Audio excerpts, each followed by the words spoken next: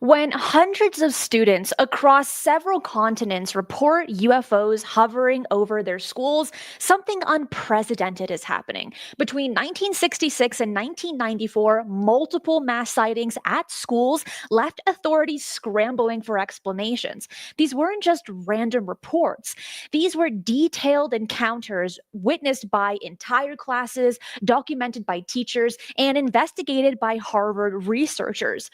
Most UFO cases fall apart under scrutiny, but these school incidents, they've withheld decades of investigations. Welcome to this episode of Mysteries with a History, where you'll be taken on a wild ride into the unknown, the strange, and the mysterious. Like you, I have questions, and like you, I want answers. And with each episode together, we will peel away the layers to look for the truth.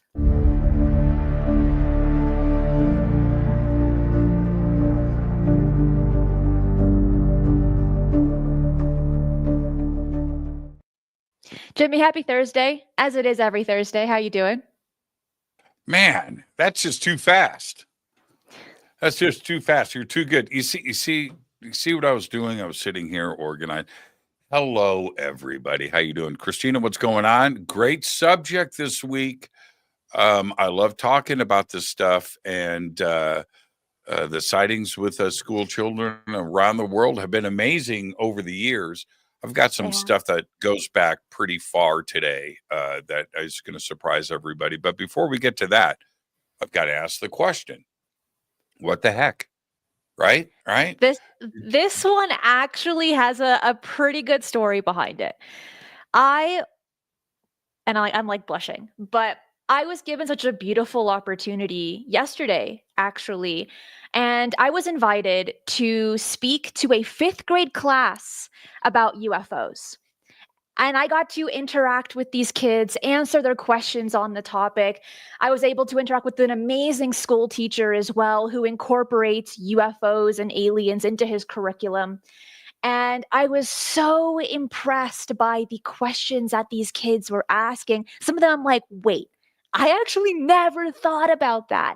And in my eyes, these kids are going to be the future space explorers. And you can't just dive into the deep end with no knowledge on UFO history. Because if we really do begin to interact with an alien civilization on a diplomatic level, we need to know about what has taken place here on planet Earth.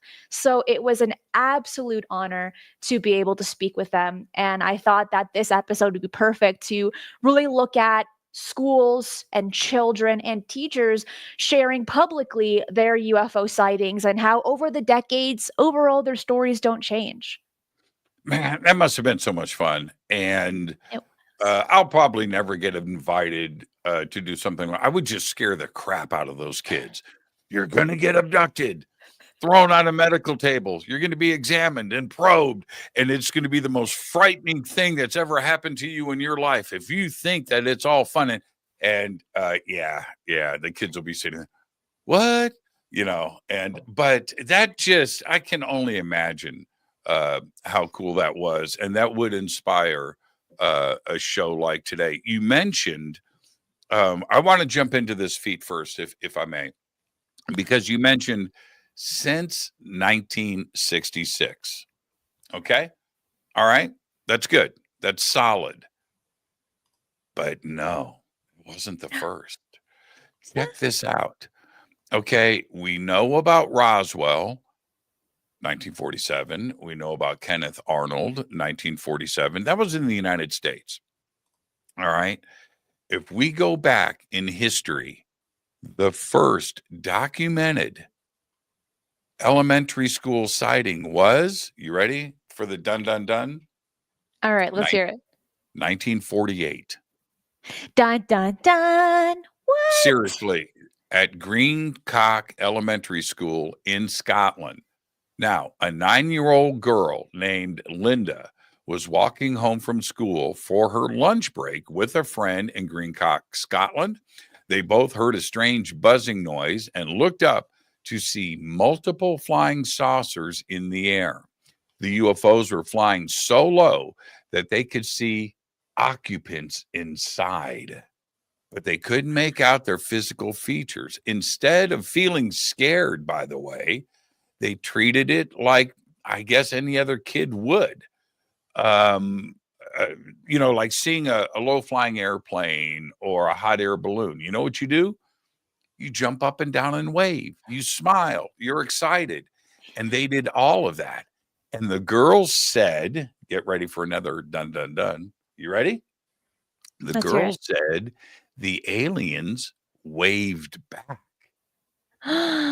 Yeah, Dun, dun, yeah, yeah. dun. She said that the UFOs continued to follow them on their walk home as if they were being observed.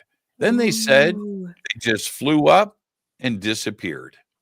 Now, that was 1948, and I've got to say, when it comes to children and this subject, it's one of the most intriguing parts of this because it's not that children have an imagination or make things up. All right. I also think that they're not bothered by the media as much or influenced by other things. They're younger. Because they can't read. Oh, Okay, because they're younger. Yeah, because that too. that's a really good point, right? And so, what is it that is going on? And we should listen to the children. And we've got a lot of cases here today, and I think this is just an amazing subject to cover. I'm with you on that one. And Townie, thank you so much for the super chat. And Mike's, thank you as well. Says, I love your podcast. We've never been alone. Thank you guys so much. If you're enjoying the show, hit that like button right down below and subscribe if you haven't already. Because now we're going to really dive super deep into these cases. Some of them that you've heard of, and probably a handful that you haven't. One thing that I wanted to mention, Jimmy, talking about children and their imagination, and also they're not as influenced to the media. They don't have preconceived notions the ways that adults do. And while yes, they like to play imaginary games, yes, they like to invent things to make their world better, which I think adults should do as well, and we forgot how to do that. When a kid is telling you a story, it's always worth listening to, either out of entertainment or there's probably something really to it. I'll give you a quick story of what happened to me. A while ago, I was interacting with this cute little girl, and she told me, "Yeah, right next to me is my little sister," but there was nobody there. And I'm like, this can go one of two ways how to react. Either Mm-hmm. I say like, "What, little sister? You're an only child," or actually talk to that imaginary sister, because what if it's a ghost? What if this little kid could actually see a ghost next to her, and if I Did you? Okay, disrespected wait, her wait, little wait, wait, wait, sister, wait, she could have wait, kicked wait. me in the shins. Stop, stop, stop, stop, stop. Did you talk to her, the imaginary friend? Yeah, I did. Okay. Even though I couldn't see her, I was like, I'm not gonna assume anything. Maybe there We've really got a is something brand there, new and I'm show, being folks. rude. We've got a brand new show. This thing just took a left-hand turn. So what did you guys talk about, Cristina? She was just telling me about her little sister, and I'm like, oh, that's cool. She's like, oh, she really likes XYZ. And I turned to this empty space, and I'm like, oh, you really like XYZ?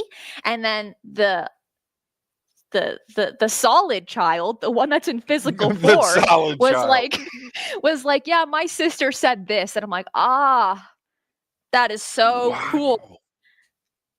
So Now, what's your takeaway the from that? Yeah, what's your takeaway? My takeaway is I am on the boat with kids wanting to express themselves in that way, but also to take them seriously. I think a lot of the times adults, parents don't always take their kids on a serious level. And many times we don't give them enough credit. They're actually so much smarter than we expect them to be. That's why some of the best kid movies always put the parents in like the light of being stupid. And they're like, how could you not see this? And the kids are always saving the world, right? Well, that can be slightly exaggerated. We need to give kids more credit. And with cases like these UFO sightings where there were dozens, if not hundreds of witnesses, their stories remained the same. They were consistent. Their drawings were consistent. And so I think at the end of the day, the biggest takeaway that I want people to leave with by the end of this show is even though kids can be wild at times, they can be imaginative, trust what they say because you might be in for a surprise. Oh yeah, for sure, for sure.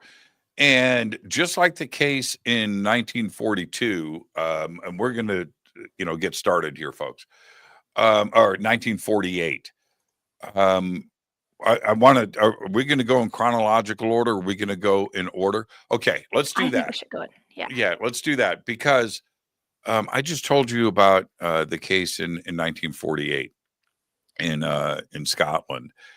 That involved two schoolgirls, all right, 9 years old. And this next case that we're going to talk about at Elder Park Primary School in 1952 in Scotland also involves a little schoolgirl as the witness. And one would think, and I'm going to go there, that it's little boys with the crazy flying saucer stories, right? Well, like I just said, we've got the first reported case from 1948 involving two schoolgirls as the primary witnesses, and we have it here at Elder Park. It was the summer of 1952. Joan Torrance, okay, and numerous other students at Elder Park Elementary School in Glasgow, Scotland, reported seeing a metallic saucer hovering 30 feet above the school. Joan was walking home with her friends from Elder Park Primary. It was about 4 p.m. in the early summer. She turned around to look back at the school, and then she saw a sombrero shaped silver saucer hanging above the building. She said that it was so large that it blocked out the sunlight, Cristina. And Then, here's a rendition of that on screen. yeah, Go on, Jimmy. it's a great rendition. Then the school janitor and a teacher came out to see what was everybody looking at. And they looked up and started staring at the UFO. They were blown away. Joan goes home, tells her mom, what did you just talk about? Right? Tells her mom. Her mom's like, right? And blows it off until her mom picks up the newspaper. And the newspaper has on the front page the headline about the town reporting the UFO. Not Joan, the town. And described it as a flying saucer. Now, going back to your point, as a parent, do you dismiss this stuff? Now, the next day, Joan's mom had her mind blown and that her daughter was telling her the truth. What did they see there? Don't know. But we've got Joan, who for years continued to talk about this case in 1952. And I think it's extraordinary. It is. And I really hope there was an apology after that of like, sweetheart, I'm so sorry. I I didn't know, believe right? you. Right? When there's no trust in the children from the parent, they're going to have trust issues in the future. Parents are the foundation for everything for children. So it's always worth listening to what they have to say, show respect, and also show that you trust them. And in this case, she was like, "Oh, I don't believe you." And then reads the newspaper and she's like, "Ooh, darn. I was in the wrong there. Hey, Joe, would you like cake for dinner tonight?" As an apology, maybe some Oreos, we can do some of that. Now, in this story, there was also a janitor that saw it as well, which Jimmy had mentioned. And the school didn't really have an official response. They didn't really know how to address this. And this story came and left. It came up in 52 and then it got buried rather quickly, like a lot of the cases that we'll be covering today, which is going to be a reoccurring theme here. And if we get into our next one, because we're going to speed through these in a timely manner, of course. This next one is the Westall High School mass sighting in Australia of 1966. This is one of the most famous Australian UFO sightings, where during recess at around 11 a.m., over 200 people, students and teachers, reported witnessing a UFO in the sky, like the drawing that we're seeing here on screen. And the sighting began when students were engaged in outdoor activities, doing their recess kind of stuff, and they noticed a silver disc flying just right overhead. And this object exhibited behaviors, and they like very strange behaviors, altering between rapid movement and hovering nearly motionless. Now, this is in 66, so our planes can't do that, our helicopters can't do that, and it wasn't making that much sound. Now, in this case, with all of these different witnesses, the word spread quickly throughout the entire school, bringing hundreds of witnesses to come outside to observe what was being seen. And here it says that they were seeing a kind of like silver or gray disc in the sky. It was saucer shaped with a domed top, which we could also classify as like a hat shaped craft. And it was approximately twice the size of a family car.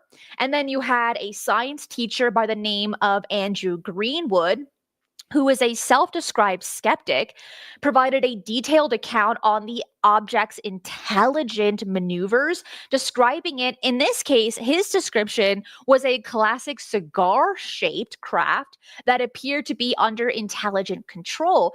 Jimmy, you've mentioned before over the years that depending on the angle that you're looking at a UFO, you're going to see different shapes. So while it was described by the kids as a hat shape, a saucer with a kind of a dome top, the science teacher, from the angle that he was at, he saw it as cigar shaped. And what's really interesting about this particular case is how the school handled it, because it was notably restrictive. You had the headmaster who instructed the students and staff to not speak to the media. I don't know how you can have that kind of authority as a headmaster, as a principal. In today's world, principals have absolutely no respect. I don't know how it took place in 66, but he was like, guys, you are not going to talk to the media. You're not even going to talk to your parents about this. This, whatever you saw, never happened.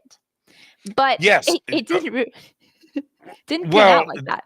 yeah, for sure. And this case is one of my top UFO cases in history. And I've done a lot of research into it. So let me bullet point a few things. If you go and watch, Cristina just mentioned that science teacher. Excuse me. If you go and watch James Fox's film, The Phenomenon, in that film, he features Westall, and that science teacher took a picture. Now, they confiscated his camera, but he got the picture. And in that film, James Fox's film, that picture was shown for the first time. And it's pretty incredible. So there's that. And there is a documentary called Westall 66. The image that is up on the screen right now, this is one of the images from that film. They've got a bunch that are really great. That film is so compelling. It's one of the best UFO documentaries you will ever see, and I highly recommend it. A lot of stuff is revealed in that film, and just to touch upon some bullet points, that flying saucer, after it took off from the school, went to the center of town and landed in the town square on the street.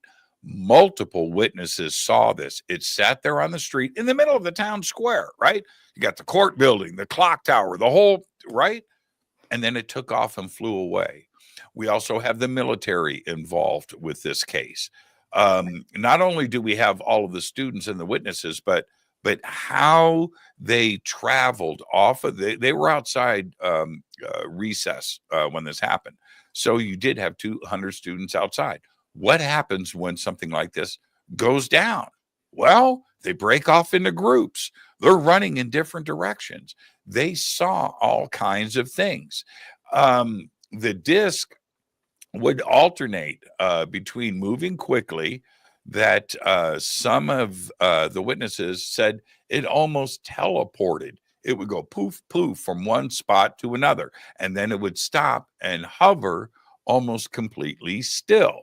Now, the students then, some of them, they broke off into groups. They go inside the school and they're yelling and screaming, "Get outside, there's a flying saucer." And they did. The school emptied along with teachers and the principal and everything else. The UFO eventually descended in the woods over this little hill. And the kids went up on this ridge, a group of them were looking through the fence, and the military arrived.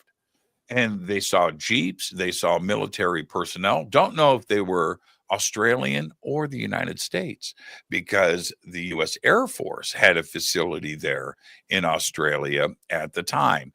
And one of the next things about this case for me is that they went to the local news. They came in and interviewed. The newspaper was there too as well. But the local news came and interviewed witnesses. Years later, they go back to that TV station to find the footage of the interviews from 1966. And guess what? What? It was gone. Dun, And dun, dun. dun, dun, dun. And here's the crazy thing. In the video that I have seen of the employees of the TV station going through the library of tapes, they go in, dot, dot, dot, dot. Everything is there except for Westall in 1966. Everything is there. It's dated. It's in chronological order. Everything but Westall. It is one of the most fascinating cases. There is so much here to unpack. The other amazing thing, not only Westall, but Ariel, even like Rendlesham, the witnesses are still alive. And we can now, I think it is one, I use the word compelling so much, but you need to when it comes to UFOs. When you see the child talking, and then you see them as an adult talking about this experience, it is extraordinary. It goes way beyond, and we have that ability. We've done it with Ariel, we've done it with Westall, and to see how as an adult, how their lives were so profoundly changed. That's right. For a lot of the times, it really stuck with them. They ended up getting an interest in this topic, but also a lot of them kept a very low profile, and this is a constant pattern across all of these sightings. One more thing to mention before we get into our next one that I think is a crazy detail is that the military got on the school grounds 20 to 40 minutes after the sighting. That's right. That is exponentially fast. You know what? Actually, a little too quick, if you ask me. There have been theories. Well. Okay, I didn't mention this. 30 minutes later, some of the witnesses circled back and went to the landing site. The military had surrounded it. They couldn't get to it. So they were hiding in the bushes behind the fence, watching what was going on. And they said some of them were wearing uniforms, others were wearing protective gear, and right. were using a Geiger counter and other instruments to measure. And they also noticed, the students, that they were in an area where all of the grass had been pushed down and was discolored. And Westall 66. Watch the documentary. You know what's so great about that documentary, Cristina? Tell me. You get to the end and you watch it again. You do. You just start it over. There's just so much there. I have watched it dozens and dozens of times. It's so good. So Westall 66. Everybody go check that out. In that same year, here's one of the witnesses when she was a child. Well, how she looks now, but she was a child who'd witnessed this. And here is the saucer rendition that was made. It's actually a playground that she helped make and get involved in. How Our cool is next that? one, during the same year in Michigan in 1966, is called the Hisdale College sighting. Hillsdale And College. This is okay. We're going to get into this, but I want everybody to pay attention because Hillsdale College is one of the pivotal moments in all of ufology. And if you're a oh, ufologer like Cristina and I, this is the case. This is the case that changed the game. What happened? I want to know how you think it changed the game. I want to give this one over to you and start off with that part. How did it change Uh, everything?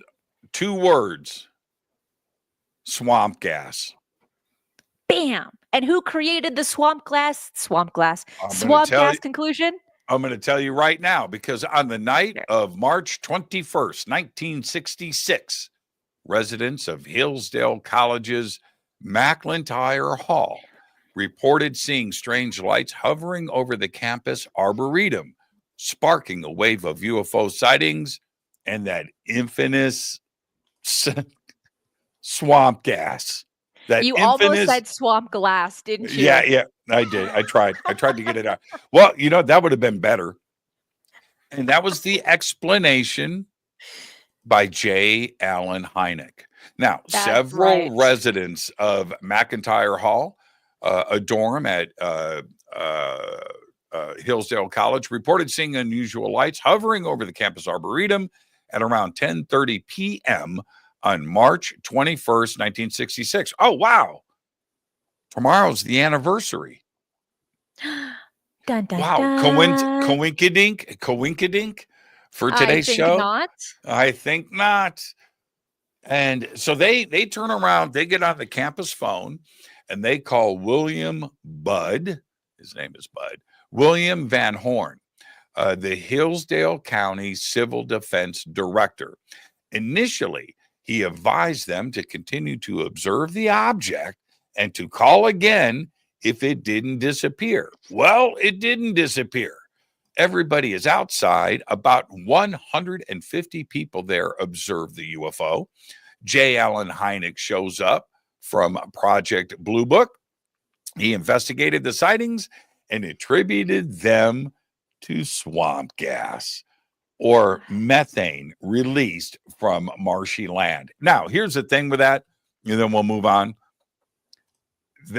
I don't know of one documented sighting of a citizen about swamp gas ever in the history of everything. Right? That's it. Have you ever? No, you haven't, and you never will. But here's what came off of this case. Congressman, future President Gerald Ford of Michigan called for a formal congressional investigation into the sightings, and he promised full disclosure of UFOs and flying saucers, and went to Washington, D.C. Until recently, that congressional hearing brought on by Gerald Ford was the last. We didn't have anything from then until last year. And that's how important Hillsdale is in ufology. And like I said, Hillsdale is important for so many different reasons, but it changed on that day in 1966, March 21st. Even the Michigan congressman by the name of Weston Vivian, during a press conference, later criticized Hynek's conclusion, stating, "Do you think we're that dumb to believe this explanation of swamp gas?" Which Hynek then started using that all the time. It didn't work the first time. It didn't work the second time, but he kept going with it. And it's almost as bad as chasing Venus as an explanation. But in this case, there was a little bit of physical evidence because there were soil samples from the swamp in the area that was tested by Hynek and others, which showed elevated radiation and high boron content, an element used in nuclear energy, suggesting that something strange did happen with no real explanation. And it You definitely had was not 150 swampness. witnesses. There was a flying saucer there at Hillsdale College. I mean, I don't dispute any of that. When you have that many witnesses, Christina, now that was 1966. And we are going to jump into, we've got a lot of stuff that we're going to cover today, everybody. We're going to jump into the year 1967. But before we do that, I have a gift. A gift. Yeah, a gift. What Because is there it? was another crazy sighting in 1967, right after Hillsdale, right after Michigan in What? 1966. Okay. This was Whippingham Primary School, 1967. Two boys at the Whippingham Primary School on the Isle of Wight were on the school grounds when they noticed ash and sparks falling from the sky at around 8:45 a.m. in the morning. They look up and they see a large UFO. They described it as milky white. Why? Because it was reflecting the clouds from above. Very impressive sightings. And as the day progressed, the boys looked out of the classroom window. They could still see it hovering and moving very slowly. It seemed to be out of control, losing altitude and stopping once in a while. Eventually, it just rose up into the sky and dashed away in an instant. Yeah, 1967. That's a great sighting right there. And I like that description. It was a flying saucer, it was flat, but it was shiny and it was reflecting the clouds from above, so it looked like it was white. And then in 1967 in Florida, just kind of like Miami, outside of Miami, Miami suburbs, on April 6th and 7th of 1967, there was a UFO sighting with another set of hundreds of witnesses, but these were primarily young students and their teachers at the Crestview Elementary School.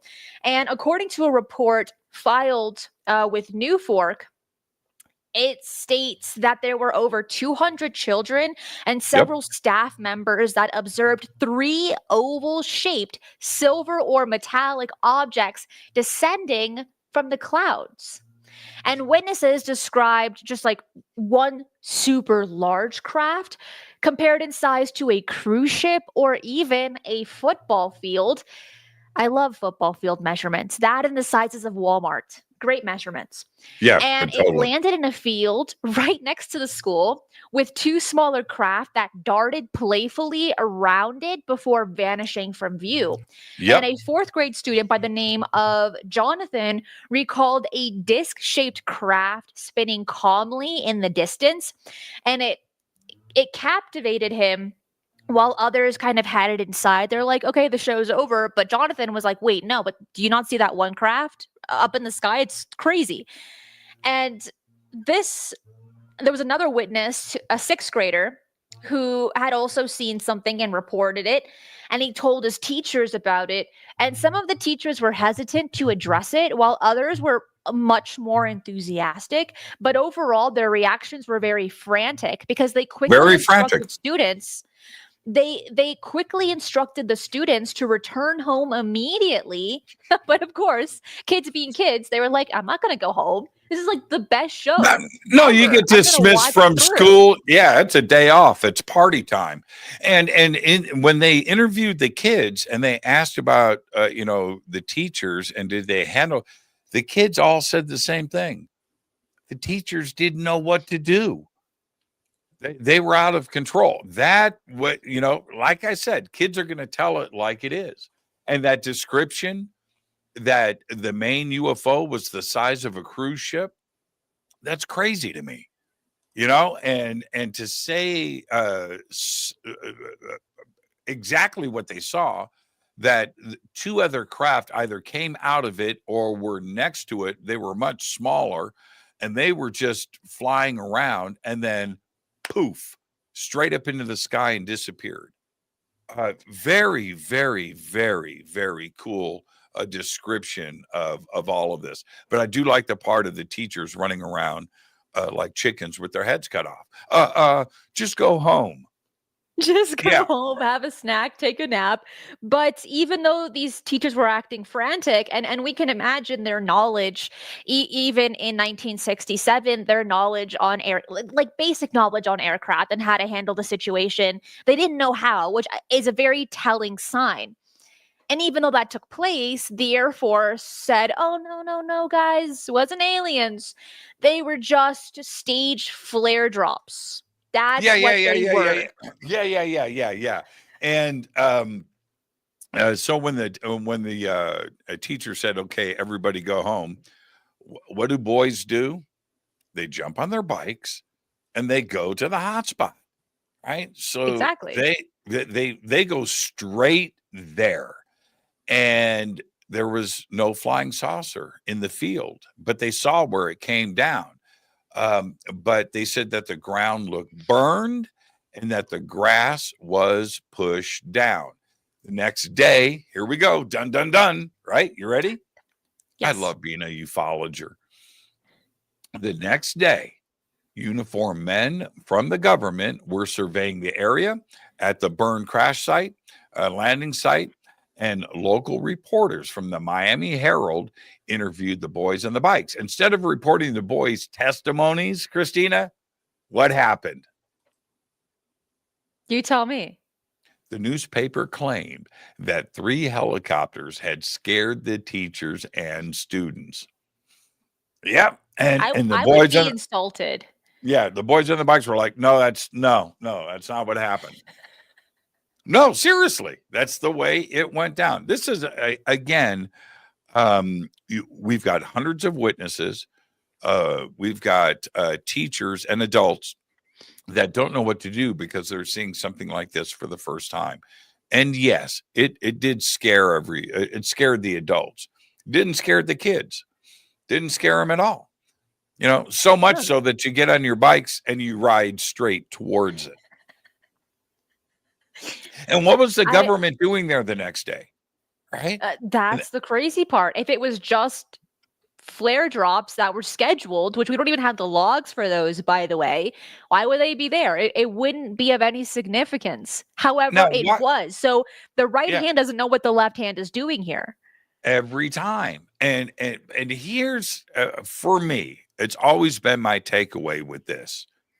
Who loses their mind over a helicopter? Go home. Right? Who loses their mind over a blimp, over an airplane, over a hot air balloon? Right? Ah, the world's ending. Run. Get home now. Right? No. You lose your minds because you've seen something that you can't explain and your brain can't figure it out, like a flying saucer. And that's the case. Android asks a great question here, and thank you so much for the super chat. It says, why do y'all think kids seem to attract aliens? Most abductees seem to have their abductions start as a child. Do you want to answer that one first? Well, it's a great question. And we were all kids once, right? So I can only put my frame of mind into the way I treated things as a kid. And it doesn't matter if you're a boy or a girl or my group of friends or whatever, you're curious, right? You want to go outside and see something. If you see something, you're going to run towards it. You want to go and check it out. Kids are that way. Adults, we've learned stuff along the way. No, I'm not taking any chances. You kids go and check it out and then come back and tell me what you've seen. That's the way adults handle it. And I can understand. And so would an extraterrestrial intelligence understand that and know that? I think children emit that. They glow with curiosity. And so yeah, I think that's the way it goes down. I know that's how I would handle it. Today as an adult, I'm okay witnessing something in the sky. I had a guest on the other day in the show, and I'm okay with seeing stuff at a distance. I love it. It's fun. Do I want an alien gray to float through my bedroom wall and go, dude, come here? No, no, no, I I don't have a want secret that. for you. Come Right, right, closer. right. Now, if you're a kid, that's a bit different, isn't it? But as an adult, no, man. I'm not going to say what I have in my bedroom to defend myself, but that's probably what's going to go down. I'm being serious, and kids aren't that way. Kids just aren't. No, kids don't have the perception filters that adults do that you gain over time through your experiences and your hardships. Kids are almost filterless, not only with their words and their thoughts, but also the things that they are seeing with the naked eye. They're not trying to put what they're experiencing in a box of, oh, it must be a helicopter, oh, it must be a satellite, when they have very limited knowledge on that. They're going to tell you how it is. Kids' honesty is brutal, and it's very honest. When someone says you don't look good in that outfit, you better change it. More than when an adult tells you, it's like, yeah, sure, whatever. Kids, yeah, you better be changing real quick because they're only telling you the truth.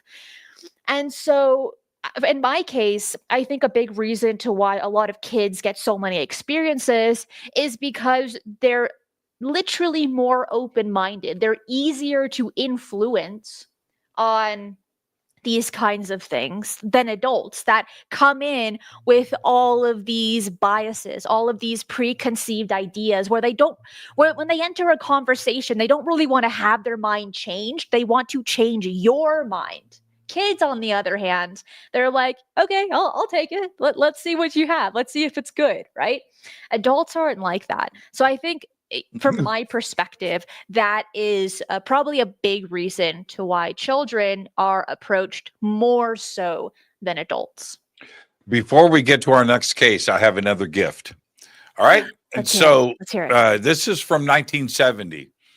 1970. That last case we just talked about is 67. Aberdeen Elementary in Scotland, 1970. Another little girl, right? Jane Freeman was playing at school in Scotland when she noticed a silver flying disc in the sky. Nothing remarkable happened, she says, and no one was there with her to see it. The UFO flew away. She had never thought about it before that day.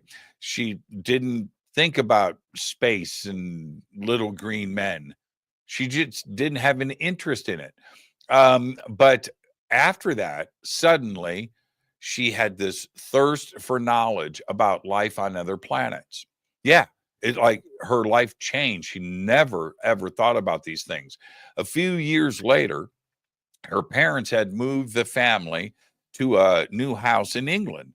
In the middle of the night, Jane heard a noise, looked out the window to see a UFO shaped like a swollen pancake, her words. She was happy about it. She was laughing. She ran outside and was greeted by an alien who looked like a human man wearing a black suit. There you go. Another Jimmy Church nugget, a gift. I'd also be pretty happy to see a fluffy pancake. They're delicious. IHOP pancakes, fluffy and delicious. Can't go wrong with those. Do you do blueberry? No. I do blueberry pancakes. I don't like chocolate chip pancakes. No, they got to be plain. That's so you can A just really plain, no, enjoy the batter. I'm down Wait, with plain. No, I'm down with plain. Got to have real maple syrup though. It's got to be real. And I'm not even going to ask you what fake maple syrup is. Getting on to our next one. This one is a more popular one. And that's Broadhaven. I know many of you are familiar with this, so this one we won't spend as much time on. But this one took place February 4th, 1997, in a small village of Broadhaven. 1977.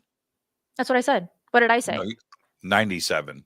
Ah, thank you for the correction. Yeah, it's okay. 1977. No, I appreciate it. So this one took place in Wales, and this is actually the most famous Welsh UFO case. Like when you hear about Broadhaven, you say, oh my gosh, duh, I know that. Come on.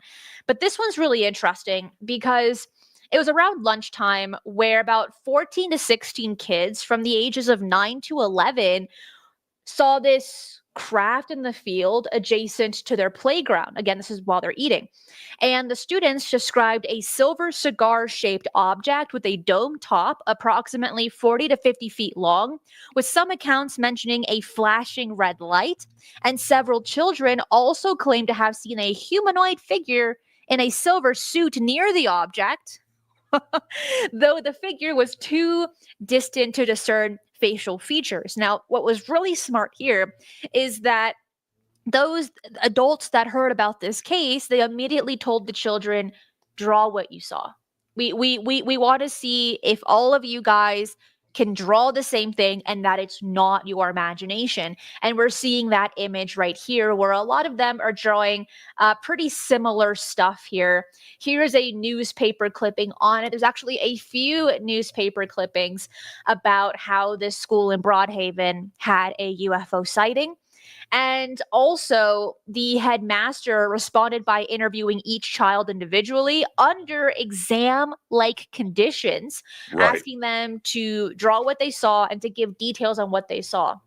Which is, again, really smart coming from the headmaster.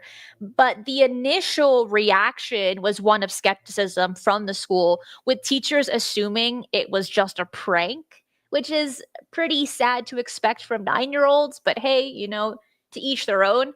However, the children's persistence and consistent drawing began to shift the mood for these teachers, where they would first thought, guys, don't be pranking me, it's not funny, to actually these kids are telling the truth. They really did see something strange. And then Yeah. more adults got involved in this to get a better understanding of what these kids saw. The media got involved, and it became just the most famous Welsh case of all time. Yeah. And 2 points I just want to add to that. It is a huge case. But the boys said that they described him as a man that came out of the craft, right? They said the man. They didn't say alien or anything, but they said that he was too far away to describe, and that they didn't see the details of his face, and they stood by that. And I mentioned that only because, you know what? If you're lying, you're going to add to the lie, right? If you're making it up, you're going to make it more sensational. He had antennas. He had these big bulging eyes. He had huge teeth. Whatever it is, that's what a kid's going to do. And we didn't have that in this case.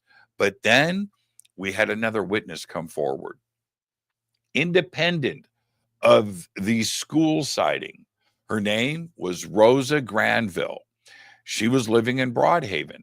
Soon after the craft left the school, she saw it land at her hotel. That's right. What? She was on the edge of a seaside cliff staying at this hotel. She said she got close enough to see a faceless humanoid man inside, and then another. She made it plural. Now, what did the boys say? They couldn't make out the details of their face, right? And then Rosa Granville comes out and says they were faceless humanoids. Isn't that interesting? She also said that the ground where the UFO had landed was burned. And then she adds here it is. I got to have another dun, dun, dun. All right. She said a few days later, 2 men in black suits showed up at her hotel room door. Dun, dun, dun. That's freaky. Yep. And started asking questions. And then they left. Yeah. Yeah. It's again, it is one of the biggest cases for sure. But when you have an independent sighting of the same craft, in the area, independent of the initial sighting, that's when J. Allen Hynek says, um, uh, he says, I classify things differently. And the cases that I focus on are when we have more than one independent witnesses from different locations of the same sighting. And that's what he focuses on. And that's what we have here. Dun dun Dun, dun, dun. dun. We got a few minutes left, and we have a few more cases to cover. So Jimmy. Why don't I let you pick? We have two more cases, and I have one honorable mention that I have to touch on. Out of the two cases that we Okay. have left, which one do you want to address? Well, and we had okay. Let's go because we probably won't have enough time to cover Ariel, and Ariel's been covered a lot. So let's just go with the stuff that are lesser known but equally as interesting, like this one. No. St. Mark's Primary School in Scotland. Oh, by the way, we've said Scotland a lot in this show. Have. Without a Scottish accent. Yeah, but isn't that interesting?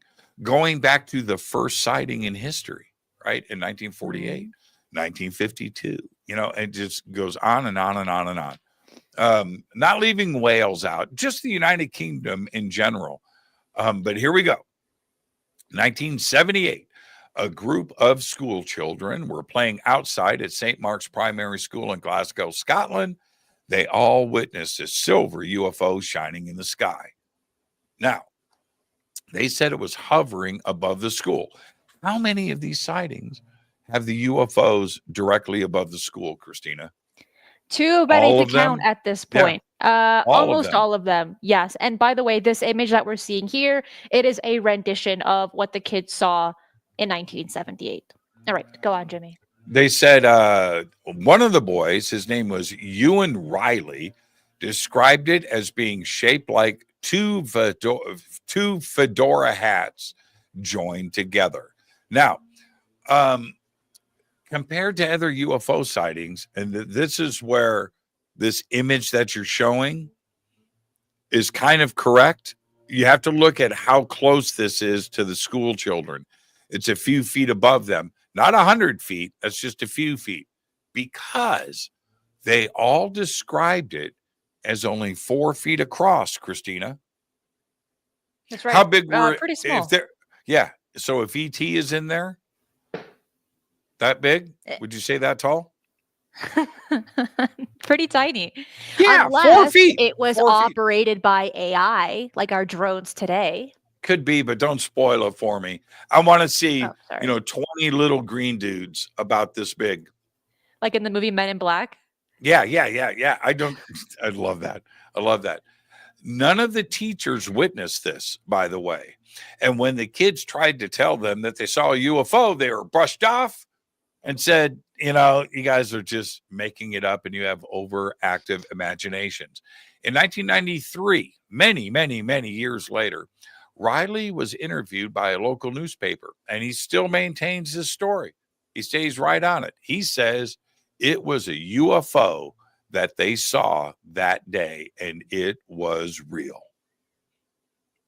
That's the best part. Yep. And just constantly hearing these students over and over again tell the same stories, stick to the overall details, but the school's response was pretty dismissive. Now, with the previous schools that we've spoken about here today, half of them were like, be quiet, don't say anything. And the other half were saying, draw everything that you can remember, tell me all the details, I believe in what you saw.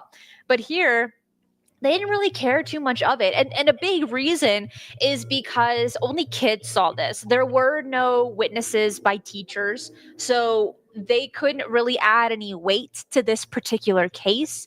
And that's another reason to why this case isn't spoken about as much as like Broadhaven or the Ariel School, which have a lot of data to back it up. This one has significantly less data, But we know from the archives and from the witness testimony that something really did happen in 1978 in Scotland, which, as Jimmy had mentioned, is a constant here. There have been a lot of UFO sightings over schools in Scotland compared to other countries. While the US does have a handful that we address today, Scotland stands out like a sore thumb as well.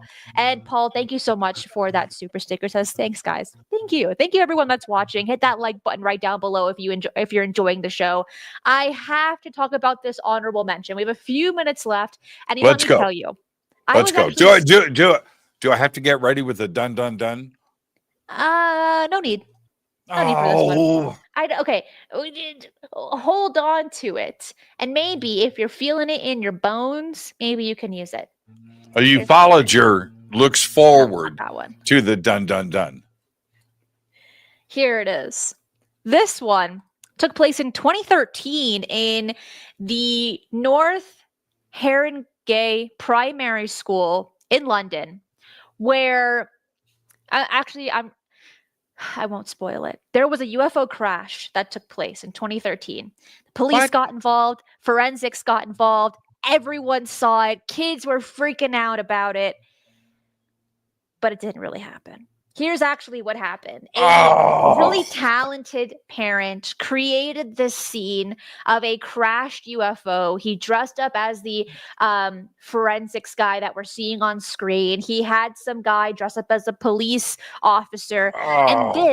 And this was to encourage kids to talk about this. It was encouraged for creative writing, for theater, for discussions, and things like this for this primary school. And I thought it was actually very adorable. It's very sweet having children talk about these things, getting them engaged with the visuals here.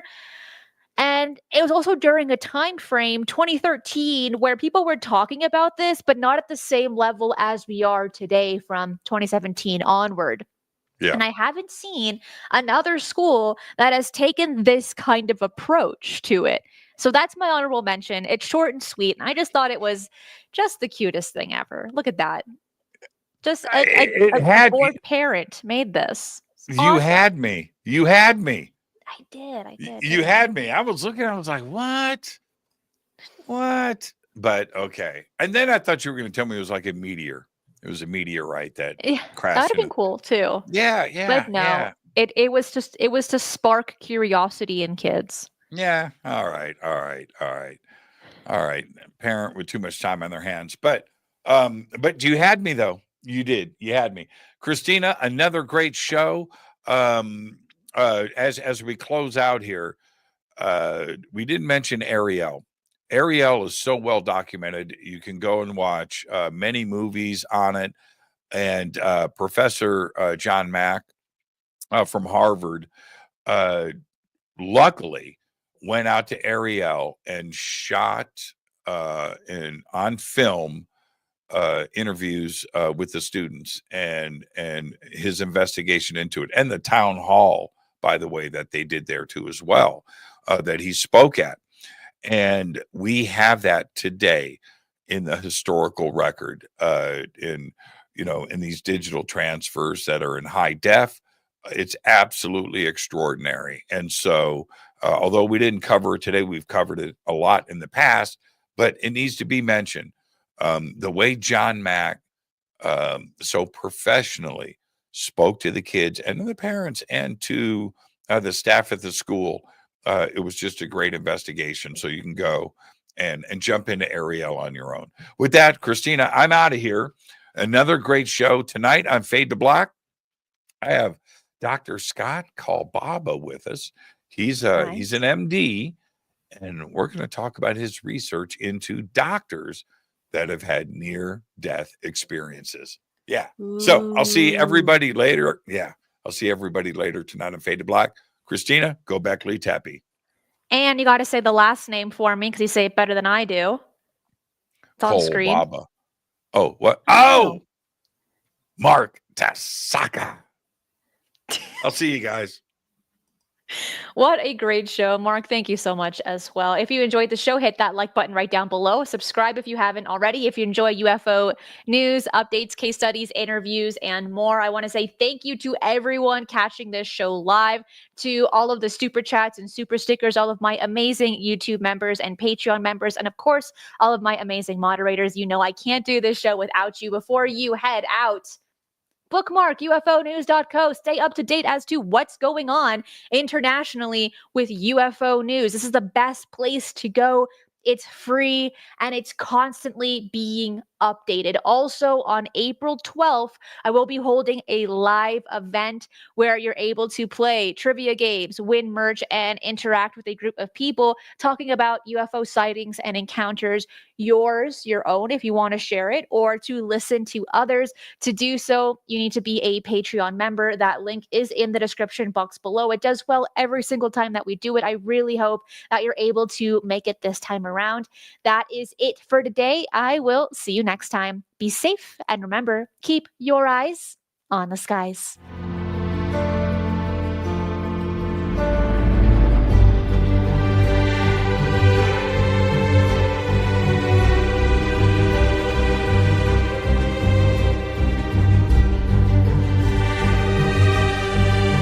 If you enjoy the strange and the mysterious, UFOs, the paranormal, and cryptids, this channel is for you. So make sure to subscribe, as I do 3 videos right here every single week, and hit that notification bell so you do not miss any of the bonus content I post right here.